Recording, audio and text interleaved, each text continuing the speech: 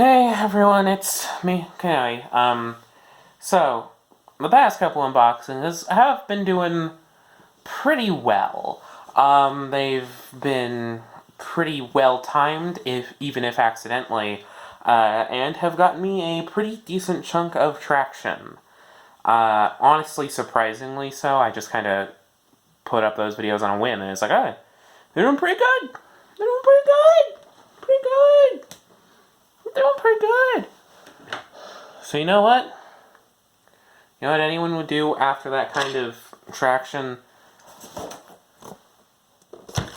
They destroy it. It does say fragile, so I'll be careful. Don't worry about it. Yeah. I just had to reward myself with a very stupid video. I do have more unboxings theoretically on the way, but that's because they are literally on the way. They aren't here yet. This is just the one that happened to get here first. And of course, it's the dumbest one. I have reasons for this, but also it's because I saw this for relatively cheap online. So, if the box will let me, I'm bad at doing this one-handed. I think knowing what this might not be the most full of unboxing, because I need to consider what I want to do with this. If that has my face in it, I guess that's okay now. Whatever. Let's open this. There's a reason it says fragile. That's because this thing, funny age reveal, is older than me. And I honestly can't believe that I bought this. Though the lucky thing is I bought it for very cheap, all things considered, at least I think. It's cheaper than the Bricklink listing for it. But I was able to find online a sealed copy. Let's do it like that so that I can get out of the way. Holy shit. The rubber bands broke out, which is a bit unfortunate, but might be better than having to clean it up. They are stuck. Sorry, of Nick Bluetooth from famous Lego franchise Galidor, Defenders of the Outer Dimension. What the fuck am I doing? Yeah, I just do stupid things sometimes, and you just have to live with my stupid decisions. Yeah, since the rubber bands, it might be good to open it, but I'm not going to open it here. We're just going to look in shock and awe and horror, I guess. Let me get you guys a little bit higher. Give me a sec. Mario. Yeah, let's look at this fucking thing. Jesus Christ. It is in a clamshell. A lot of people know the Lego logo on the bottom, but to me it kind of reminds me of like what Bandai does with their model kits. Just having their little logo at the bottom and letting the art and figure, I guess, really draw attention and draw focus. This thing is insane. Like, it's got a bit of damage up top, but oh my god. The fuck? Let's look at the back, because this thing has no sides. Really meaningfully. Alright, so he comes with the backpack. And he is able to replace his arm if you feel like it. You can make him morph into his green friend. This is weird, you know? You can't get the Keck Powerizer, I guess. This is a bad video because I'm just looking at it in awe. Well, for those of you who don't know, this is Galidor, Defenders of the Outer Dimension. It's a Lego theme that came out in 2002, and if it doesn't look like Lego to you, that's the point. They were experimenting with action figure stuff, with their most prominent example being, well, Bionicle, which I am a particular fan of, but I just look at this with historical awe and wonder, Just like, oh... This is in that era, again, where they're trying to move away from the brick and see how that goes. But this figure line was just a massive failure. There was a big TV show, I'll put it on a failing TV network. Where does this go in the toy aisles? Who knows? But, God, if they aren't fascinating figures. Because, like, a lot of their technology is still kind of used today. Like their ratchet joints, those have become very much a mainstay in Lego technology. The big dinosaur, the larger dinosaur figures that they make, those are basically just Galidor figures, you know? Wow, I'm being mind-blowing, I'm being revolutionary and crazy, whoa! Yeah, those let me see if I can grab one, get up, because I got one, like, right here. I've got, like, a mini Lego display. So, like, if you look at the makeup of this T-Rex's neck, it's exactly like Nick's. Exactly.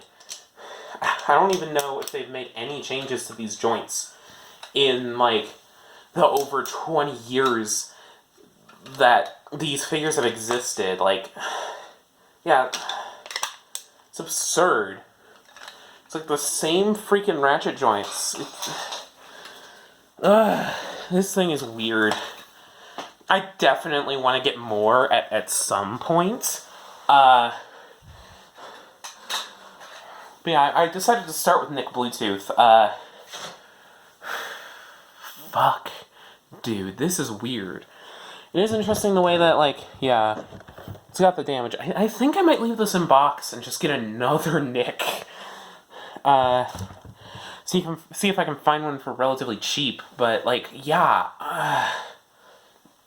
This is absurd. The packaging is nice, I guess. It's got kind of, like, nice action figure hallmarks. I do like the matte painting style thing in the background. Like, this, like, city painting. That looks really pretty. All things considered. I know I'm very much harping on this, and, like, it's not like they've evolved their, like, head designs or anything. Like, that head design looks like a Star Wars figure. Let me see if I can find a bit of one somewhere. I don't know if I can. But, like, these heads look like those Star Wars construction heads that they made. You know, freaks of nature. And then, like, the gimmick name, I'm not even gonna say that. I don't want to say that. It sounds bad. I'm not gonna say the G word. I'm sorry. I think the main thing that makes this weird, I've thought about it a lot, and the main thing that makes this weird is that the main character is a human.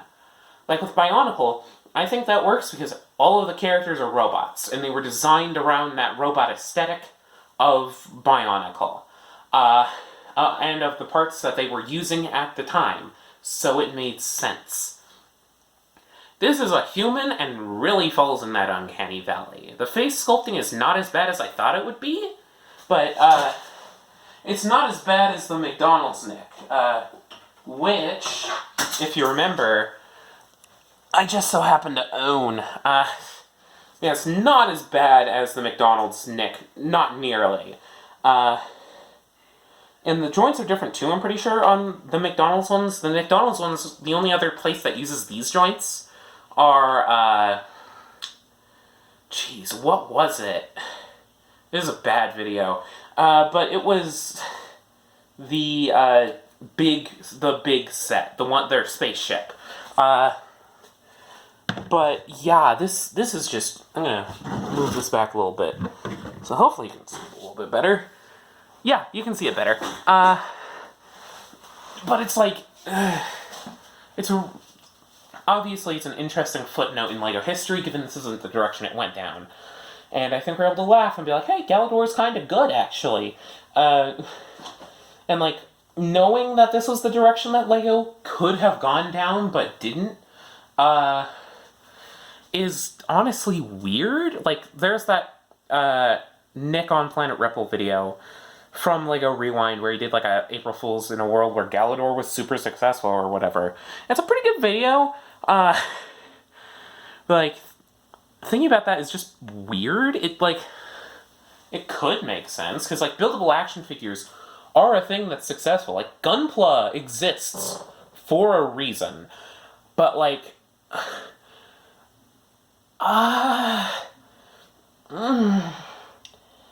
this, I don't think, was the way to do it. Like, I get the gimmick looks fun, it looks neat, it looks nice, but also, what the fuck?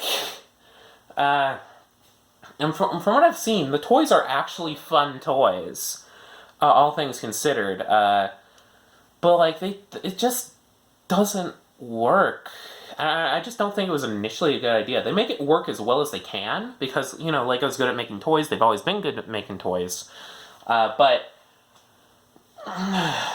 yeah, if you can't tell, this is something I've been thinking about for a while, especially right now, given a project I want to work on. But I just find this fascinating for a lot of reasons that I might have to get back to you guys on later.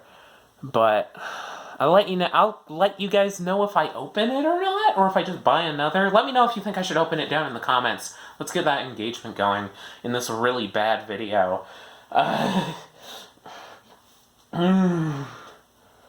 yeah, I think the only reason I bought this the way it was because I found it for $25. Like, people don't care about Galidor. So if you want to get sealed Galidor product, that's easy as hell.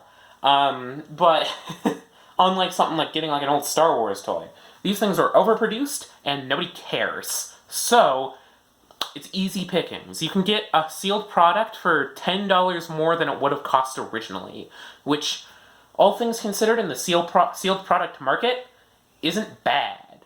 You know? Like, on average, I've seen these things go for $30. I got this for $25, and I'm happy with it. There is some damage, but I don't care because it's Galidor. I think that comes down to it. I don't care because it's Galidor. But also, I might be becoming the biggest Galidor fan in the world. Let me know if you want a review of Nick Bluetooth, or any other Galidor figure. If you want your own Galidor figure, I can't help you. You gotta go on, like, Bricklink or not Amazon, eBay or whatever. But they aren't that expensive, all things considered. They're like 20 to 30 bucks, which I wouldn't say is worth it unless you're interested, because Galidor is weird. But for old Lego, it's not that bad. It's not that bad. I'd still say go for an old Bionicle set. But it's not that bad! It's not that bad at all!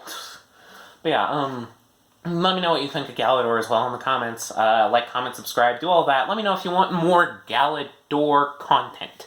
Should I become a Galidor YouTuber? Looking up... I think we should, like... My one thing. Lego... That I'll end this with.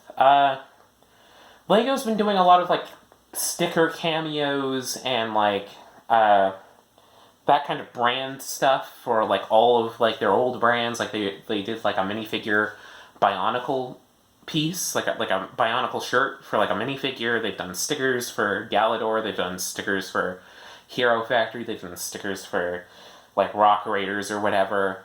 But Lego, if you really want to be cool, make a Nick Bluetooth minifigure in the next Ninjago City set. You can just call him Nick, have him be like a normal minifigure with a normal hairpiece and like a similar hairpiece, obviously. But like normal Lego minifigure stuff, do dual molded arms with like the blue and the yellow, have him be in like the dark gray pants, do this look, but just have him be a guy in Ninjago City, and then people will go crazy for that. Because I think that's more substantial than what Lego's been doing with cameos. Because that's them actually putting the character into something. And, like, diehard Galidor fans won't care. There are none. And if you are, you'll be like, holy shit, it's a Nick Bluetooth minifigure. And he's going to some random universe? Sign me the hell up. But yeah, just...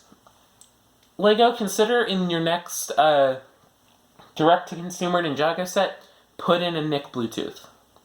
But yeah, this video is far too long. I hope you enjoyed me rambling about Galidor for about 15 minutes and wasting your day. I'll see you all in the next video that will hopefully be more substantial than this. Bye-bye! Stop.